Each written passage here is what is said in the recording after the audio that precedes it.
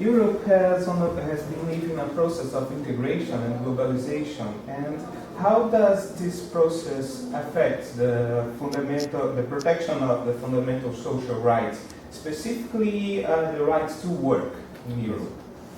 Well, in Europe we have since some years the European Charter of Fundamental Rights. And in this Charter we have social rights. We have not the right to work, but we have the right that the people who have no work get help by the state to get work. That is very important. For in the German constitution we have only one social right, which is not really a social right.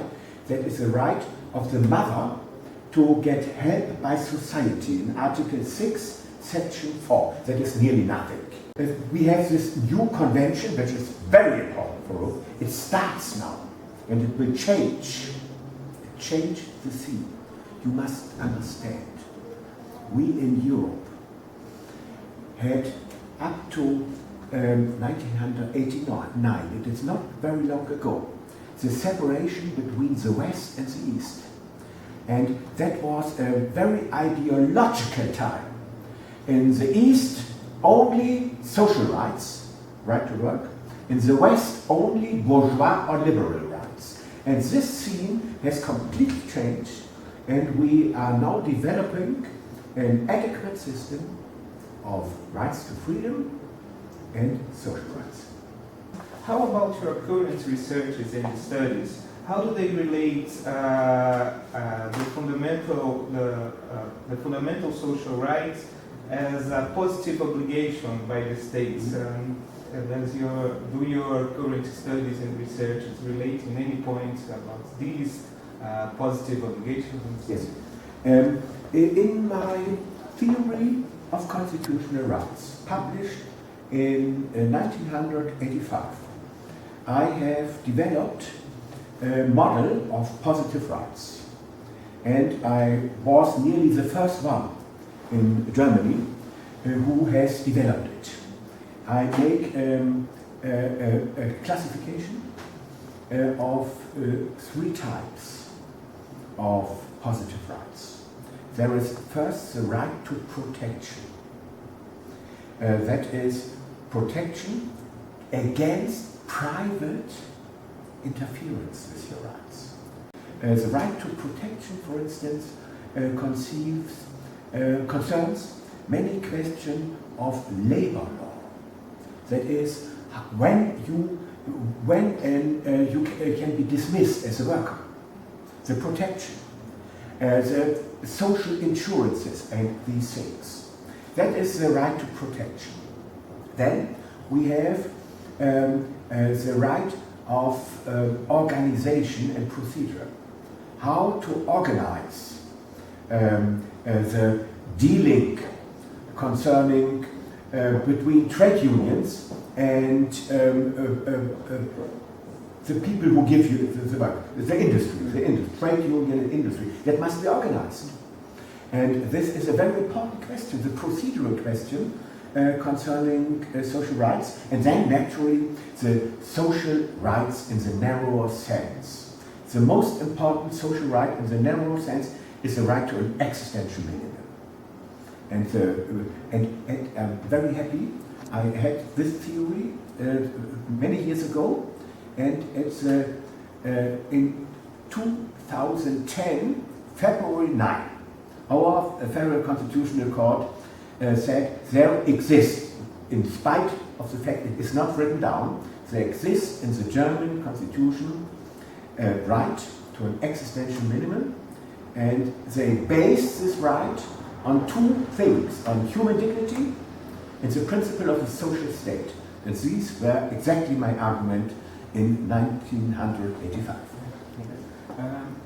Just a brief return to the first question. You have told us that Europe will face now a difficult challenge concerning the reunion of the social rights in the West, in the East, and liberal rights that were typical in the West. Yes, yes. And we in Brazil, in our new current constitution, 1988, I feel we have the same challenge, because our constitution also guarantees many social rights and some individual rights. Here in labor justice, we often have to face challenges like this.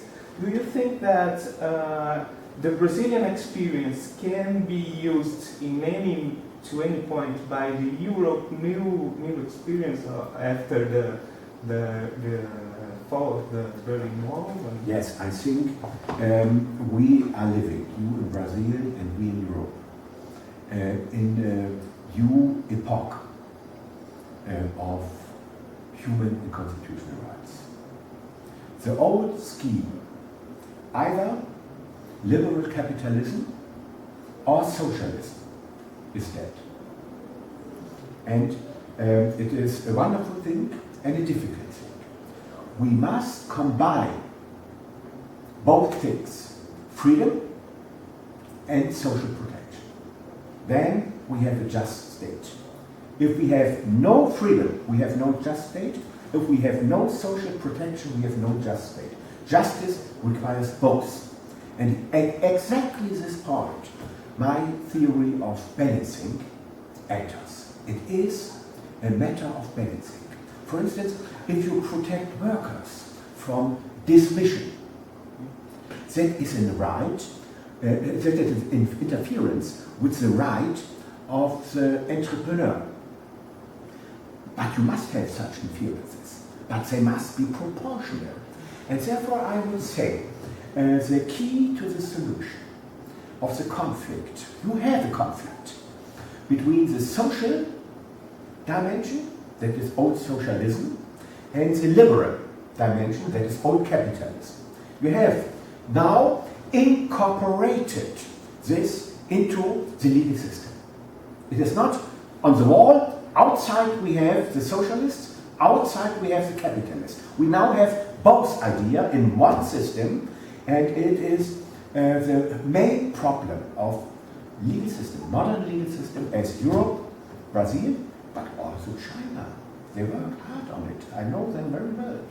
It is the greatest question of the future. If we will be able to bring both dimensions into harmony. In this conflict of that you exposed in this broad dimension, in labor justice in Brazil, we often have to deal with this problem. Mm-hmm. For instance, one very common problem we face is concerning the workers' privacy. For example, in bag searches or bag checking that are made by employers on the workers' purses or bags. Mm-hmm.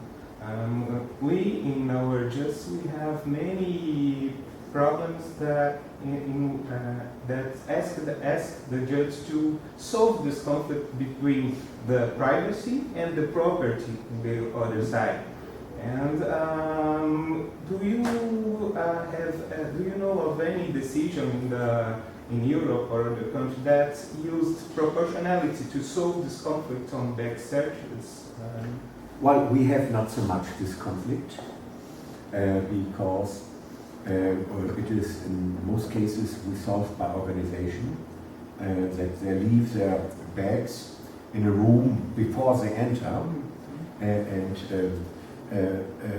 therefore we have not so much this problem, but naturally privacy is a main problem.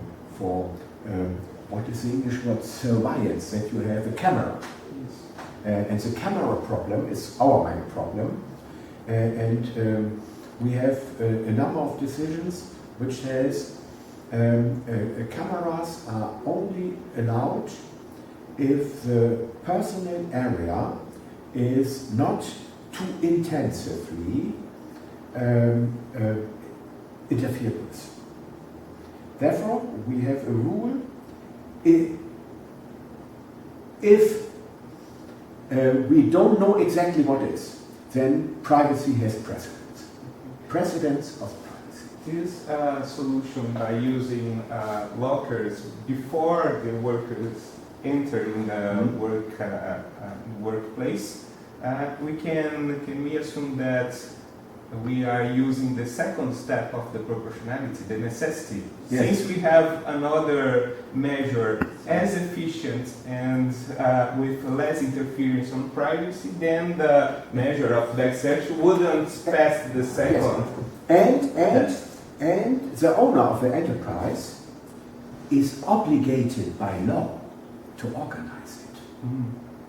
He cannot say, I don't organize anything. He must give something to the workers where they can put this in. They have no problem to do it.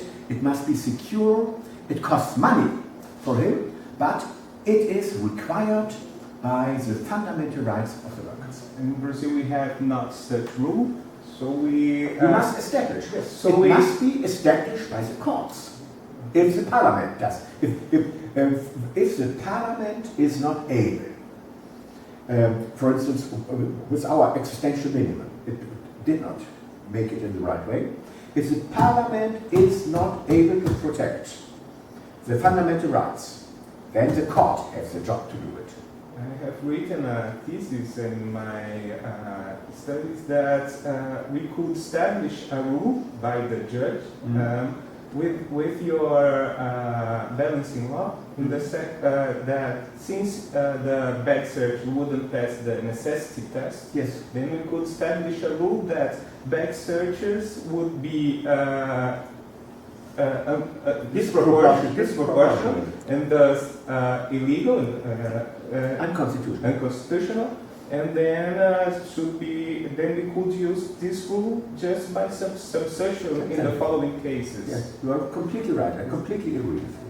And the last question is that, do you agree that the suitability phase of the balancing is a definitive, give us a definitive conclusion that since this measure is suitable now, it will be suitable in the future?